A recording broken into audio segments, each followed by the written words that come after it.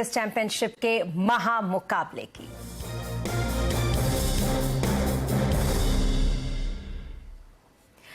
आज से इंग्लैंड के ओवल में क्रिकेट का सबसे बड़ा मुकाबला हो रहा है। जी हां, आज से वर्ल्ड टेस्ट चैंपियनशिप का फाइनल शुरू हो चुका है, जहां इंडिया और ऑस्ट्रेलिया आमने सामने हैं। आज भारत ने टॉस जीतकर पहले गेंदबाजी करने का फैसला किया और इस फैसले को मोहम्मद सिराज ने अपने दूसरे ही ओवर में सही करके दिखाया और उन्होंने उम्मा ख्वाजा को 0 पर ही पवेलियन वापस भेज दिया। ये दूसरा मौका है जब लगातार भारत वर्ल्ड टेस्ट चैंपियनशिप के फाइनल में पहुंचा है। पिछली बार भारत का यह सपना अधूरा रह गया था जब फाइनल में न्यूजीलैंड ने भारत को हरा दिया था। इस बार सामने है ऑस्ट्रेलिया। आइए देखते हैं इस वक्त दोनों टीमों में से किसका पलड़ा भारी है। हमारे साथ हमारे सहयोगी विपिन भट्ट। विपिन जी, बताएं जरा कौन सी टीम ज्यादा मजबूत दिख रही है? देखिए, इस समय तो भारत मजबूत है क्योंकि शुरुआती झटका आपने जैसे बताया, उस्मान ख्वाजा को 0 पे पवेलियन भेज चुके मोहम्मद सिराज। लेकिन थोड़ा पेपर्स पर देख लेते हैं कि दोनों टीमें कहां खड़ी हैं बल्लेबाजी और गेंदबाजी के मुकाबले में। तो पहले अगर हम बात करें बल्लेबाजी की, तो देखिए हम एक स्टैटिस्टिक्स ले रहे हैं जो 2021 से 2023 के बीच का है कि टेस्ट क्रिकेट में इन टॉप 5 बैट्समैन ने भारत की तरफ से कितने रन किए। तो चेतेश्वर पुजारा टॉप स्कोरर है 887, फिर है विराट कोहली 869, फिर ऋषभ पंत जो कि नहीं है टीम में, इस समय चोटिल है 868। लेकिन इस ड्यूरेशन के दौरान ये थर्ड टॉप स्कोरर है रोहित शर्मा। इसके बाद आते हैं जिन्होंने 700 रन बनाए भारत के कप्तान, और रविंद्र जडेजा जो इंडियन ऑलराउंडर है 673। तो ये तो हो गई इंडियन स्क्वाड। अब उसके मुकाबले ऑस्ट्रेलिया कहां खड़ी है? उस्मान ख्वाजा अब देखिए काफी आगे नजर आएंगे इनके बल्लेबाज। 1608 Marnus Labuschagne, 1509 Steve Smith, 1252 Travis head, 1208 और डेविड वार्नर 847। तो बल्लेबाजी में तो रनों के लिहाज से ऑस्ट्रेलिया का पलड़ा भारी लग रहा है। गेंदबाजी का सेक्शन देखते हैं, यही ड्यूरेशन हम लेंगे 2021 से 23 के बीच, दो फाइनल्स के बीच की ये ड्यूरेशन। आर अश्विन 15 के स्क्वाड में तो हैं, लेकिन टीम में इन्हें आज नहीं लिया गया। लेकिन सबसे highest wicket taker during this period 132। Mohammed Shami से बहुत उम्मीदें हैं, बहुत जबरदस्त आईपीएल निकाला इन्होंने, 81 विकेट। जसप्रीत बुमराह अनफॉर्चुनेटली चोटिल हैं, टीम में नहीं है, लेकिन ये थर्ड हाईएस्ट विकेट टेकर है इस पीरियड के अंदर।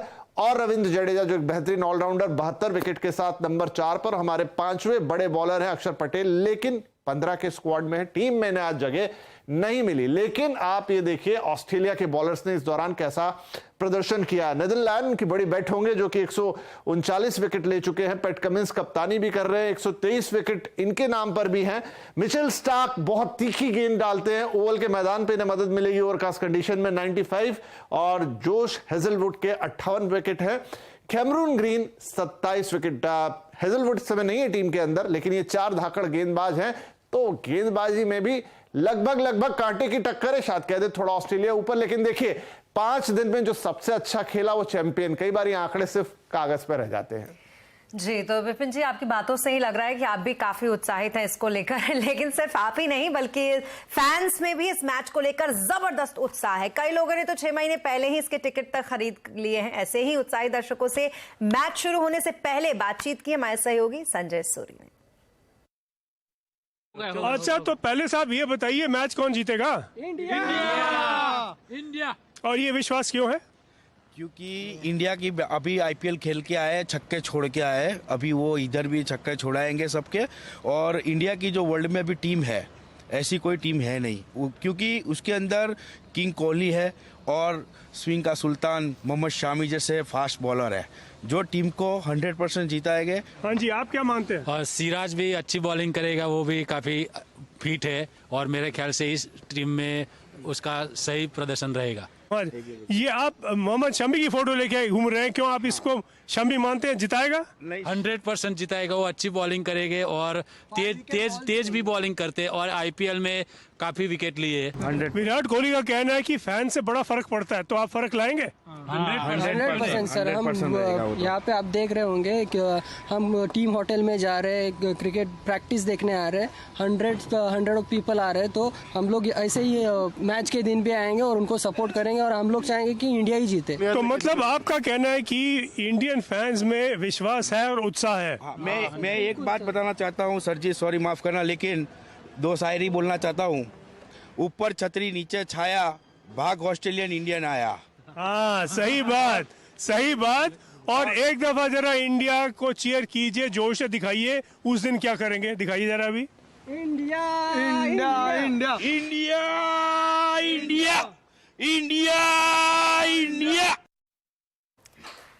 और अब बात करेंगे कैबिनेट की बैठक की। दरअसल सरकार ने कैबिनेट की बैठक में धान दलहन समेत 14 फसलों की एमएसपी में बढ़ोतरी करने का फैसला किया है। एमएसपी में पिछले कई सालों से ये अब तक की सबसे ज्यादा बढ़ोतरी है।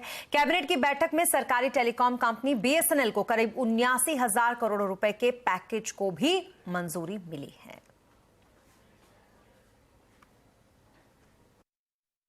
कि एक तरफ एमएसपी इतनी बढ़ रही है, लेकिन महंगाई को हमने जो सक्षम कंट्रोल में रखा है, उसके कारण किसानों की एक्चुअल आमदनी, किसानों की जेब में जो आमदनी जाती है, उसमें वृद्धि करने में प्रधानमंत्री नरेंद्र मोदी जी की नीतियां, खासतौर पे बढ़ते हुए एमएसपी का अधिक से अधिक लाभ किसानों को मिला है।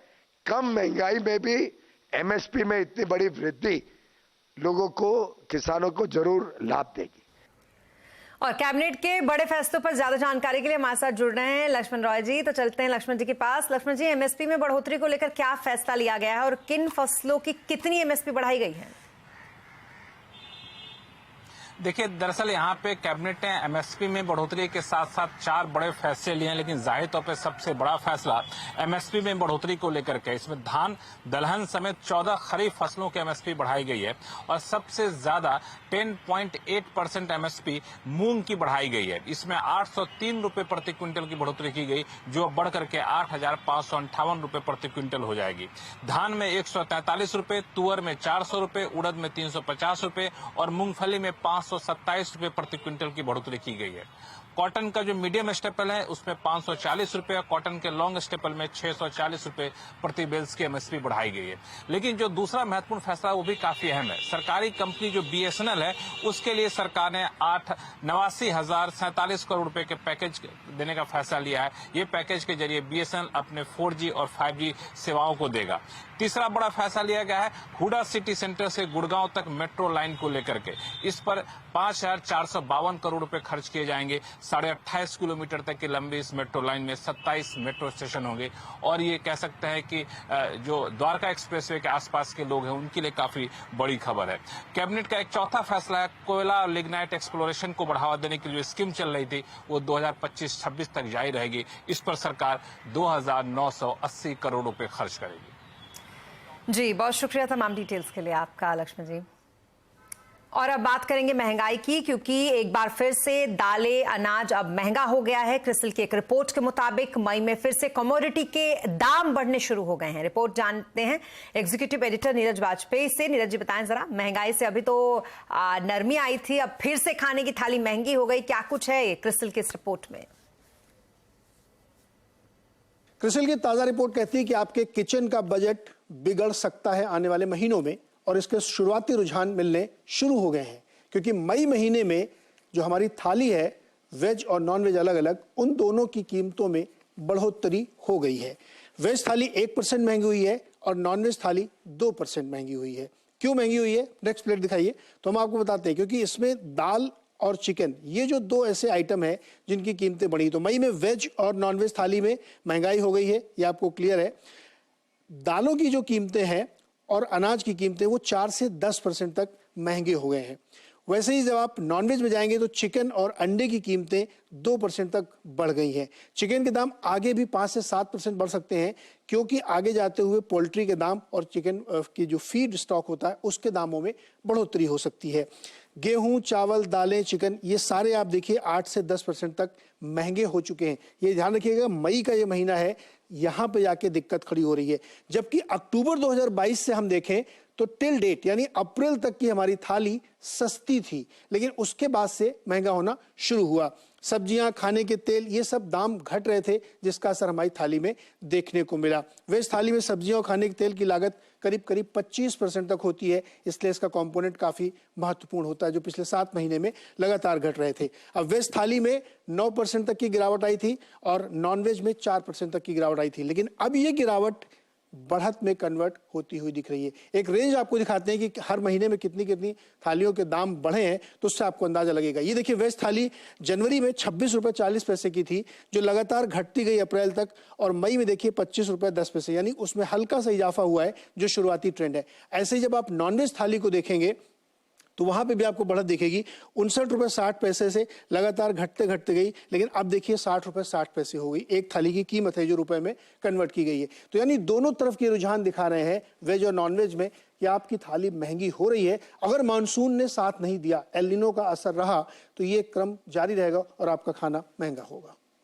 जी, बहुत शुक्रिया तमाम डिटेल्स के लिए आपका, नीरज जी। और अब बात करेंगे बाजार की, जहां वीकली एक्सपायरी से पहले आज बाजार में तेजी देखी गई। आज निफ्टी 6 महीने के ऊपरी स्तर पर बंद हुआ। सेंसेक्स 350 अंक, तो वहीं निफ्टी 127 अंक चढ़कर बंद हुआ। Mid cap FMCG auto index की भी रिकॉर्ड क्लोजिंग आज हुई। आइए बाजार का पूरा हाल समझने के लिए चलते हैं सुमित के पास। सुमित, बताएं जरा, आज बाजार का हाल तो काफी अच्छा रहा, लेकिन सेक्टर्स का किस तरीके का हाल दिखा? देखिए, वैसे तो आज नए रिकॉर्ड स्तरों पर मिड कैप स्मॉल कैप पहुंचे, एफएमसीजी इंडिसेस पहुंचे, ऑटो इंडिसेस पहुंचे, और बाजार भी बहुत दूर नहीं है अपने नए रिकॉर्ड स्तरों से। तो अगर इंडेक्स के सबसे ज्यादा बढ़ने वाले शेयरों की बात की जाए तो आज निफ्टी के टॉप गेनर्स में था ब्रिटानिया एफएमसीजी का major, Tata consumer FMCG major, BPCL 3.5% ऊपर, और नेस्ले एक और एफएमसीजी मेजर। तो ये मेजरली सभी के सभी अपने नए हाइस पर थे। निफ्टी के गिरने वाले शेयरों में कोटक महिंद्रा बैंक, सिप्ला, मारुति, बजाज फाइनेंस आधा से लेकर 1% तक का फॉल यहां पर आता हुआ दिखाई पड़ा। मिड कैप गेनर्स में टोरेंट पावर आज अच्छी तेजी, लास्ट आवर में यहां पर एक अच्छा स्पाइक टोरेंट पावर में देखने को मिला। इसके अलावा idea, TTML, max health care, ये कुछ ऐसे नाम जहां पर अच्छी तेजी बनते हुए दिखाई पड़ी। करीब 7% तक का उछाल, टोरेंट इनफैक्ट 12.5% ऊपर बंद हुआ। इसके अलावा मिड कैप गिरने वाले शेयरों में राजेश एक्सपोर्ट्स, पोली कैप, सीएम इंडिया, और उसके अलावा एनएचपीसी करीब 1.5 से लेकर 3% तक का फॉल यहां देखने को मिला। मेटल में तेजी थी, तो मेटल में से Welspun Corp, GSL industries, JSW steel और टाटा स्टील 2.5 से लेकर 4.5% की तेजी, और रियल्टी 25% का मूव बीते 2 महीने में दे चुका है इंडिसेस। फिनिक्स मिल 7% ऊपर, मैक्रोटेक 3.5% ऊपर, गोदरेज 2% ऊपर, और महिंद्रा लाइफ स्पेस करीब 2% की तेजी यहां पर बनते हुए दिखाई पड़ी। तो एक अच्छी तेजी across the board broader markets में देखने को मिली। जी, बहुत शुक्रिया तमाम मार्केट अपडेट के लिए आपका, सुमित। तो ये तो रहा मार्केट का हाल। और हैकर है मारुति जिम्नी की चर्चा चारों तरफ है। आज कंपनी ने इसकी कीमत का ऐलान भी कर दिया। जिम्नी की कीमत शुरू हो रही है 12,74,000 रुपए से। तो इस कीमत के साथ जिम्नी महिंद्रा की थार को टक्कर दे पाएगी। बात करेंगे अपनी सहयोगी दीपाली राणा से इस पर। दीपाली, जिम्नी की कीमत तो आ चुकी है, इस प्राइस टैग के साथ क्या ये ग्राहकों को कितना लुभा पाएगी, और वो भी तब जब सीधा मुकाबला इसका महिंद्रा की थार से हो? प्राइसिंग अग्रेसिव है। एक्सपेक्टेशंस थी कि 10 से 11 लाख के बीच में प्राइस स्टार्ट हो सकता है, लेकिन अगर हम कंपटीशन से कंपेयर करें तो एक वाइबल प्राइसिंग भी इसको कह सकते हैं, क्योंकि जिम्नी आपको 2 ट्रिम्स में मिलती है, जीटा और अल्फा, और जो तमाम वेरिएंट्स हैं जिम्नी के वो सभी 4x4 में आते हैं। इसीलिए जो इसकी प्राइसिंग है वो 12,74,000 से शुरू हो रही है, क्योंकि जो इसका सीधा कंपटीशन है वो थार से है। और थार में ऑल्दो आपको पावर ट्रेन चॉइसेस तो काफी सारी मिलती हैं, फिर चाहे वो 1500 सीसी डीजल हो, 2200 सीसी डीजल हो, या फिर 2000 सीसी पेट्रोल हो, लेकिन वहां पर कीमत आपको 4x4 वेरिएंट के लिए ज्यादा चुकानी होगी। थार में आपको 4 व्हील ड्राइव के साथ साथ रेयर व्हील ड्राइव और 4x2 का ऑप्शन में मिलता है। तो अगर आप कंपेयर करेंगे जिम्नी वर्सेस थार को, तो जिम्नी में जो आपको 4x4 वेरिएंट है उसके लिए चुकाने होंगे 12,74,000 रुपए एटलीस्ट। लेकिन अगर आप थार में जाएंगे और पेट्रोल वेरिएंट में 4x4 ऑप्शन को चुनेंगे तो उसकी कीमत अग्रेसिव हो जाती है, और उसकी कीमत लगभग 14.5 लाख रुपए है। तो एक तरीके से देखा जाए तो थार के मुकाबले 4x4 ऑप्शन के साथ जिम्नी 2 लाख रुपए सस्ती है। ऑल्दो थार का और अलग है। थार में आपको ज्यादा इंजन कैपेसिटी मिल रही है, इसमें 1500 सीसी पेट्रोल है, थार में आपको 2000 सीसी पेट्रोल मिलता है, तो यानी पावर आपको डेफिनेटली थार में ज्यादा मिलती है। लेकिन अगर जिम्नी की बात की जाए तो इंटरेस्टिंग ये है, 30,000 बुकिंग्स से ज्यादा कंपनी इसकी रिसीव कर चुकी है। अभी डीलरशिप्स पर ये गाड़ियां पहुंची हैं और आज से इनकी डिलीवरीज शुरू हो जाएगी। और हमने डीलर से भी यहाँ पर बातचीत की और जानकारी ये मिली कि जो इसका टॉप एंड वेरिएंट है जो कि 15 लाख के आसपास का है, ऑन रोड 18 लाख के आसपास पड़ा है, उसकी बुकिंग सबसे ज्यादा अब तक हुई है। ऑल्दो स्पेस और फीचर्स के मामले में थार के सामने जिम्नी को एक अपर हैंड मिलता है, लेकिन अगर आप वेरियस पावर ट्रेन ऑप्शंस की बात करें, गियर बॉक्स चॉइसेस की बात करें या पावर की बात करें तो यहाँ पर थार बाजी मारती है। बहुत शुक्रिया तमाम डिटेल्स के लिए आपका, दीपाली।